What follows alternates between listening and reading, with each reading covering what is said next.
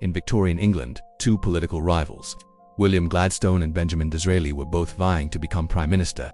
Legend has it that a young woman dined with each of them on consecutive nights. When asked to compare the two, she said, "After I dined with Mr. Gladstone, I left feeling he was the smartest man in England. But after her dinner with Mr. Disraeli," she said, "I left feeling I was the smartest woman in England." Guess who became Prime Minister? Disraeli. What's the difference between impressing someone and influencing them? Let's set the scene. Mid-1800s Britain. William Gladstone is brilliant, educated, and eloquent. He's the kind of man who dominates every conversation with his vast knowledge. When you dine with him, he lectures on politics, history, and economics, demonstrating his total mastery. You leave deeply impressed by his intellect. Benjamin Disraeli is just as brilliant, but he uses his intelligence in a completely different way.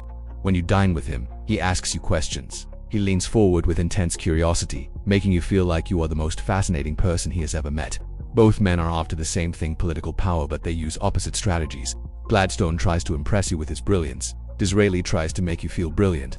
The woman who dines with both of them feels this difference in her bones. With Gladstone, she spends the evening listening to him explain the world, his insights, his analysis. It's impressive, sure, but it's also intimidating. She feels small next to his vast intellect.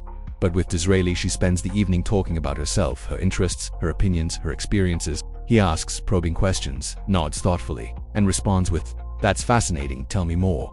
She leaves feeling energized, valued, and important. Here's what's happening psychologically.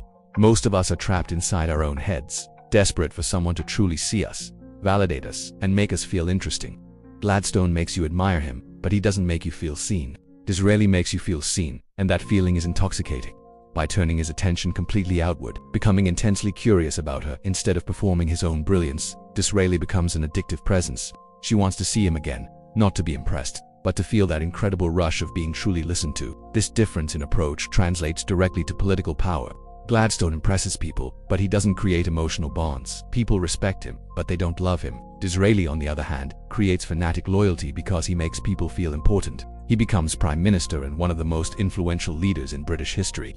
While Gladstone's career is marked by brilliant speeches that don't always translate to lasting power. Why? Because charm is not about projecting your brilliance, it's about reflecting theirs. Disraeli understood a fundamental human truth. We are all the heroes of our own stories, and we desperately want someone to validate that we are interesting and important.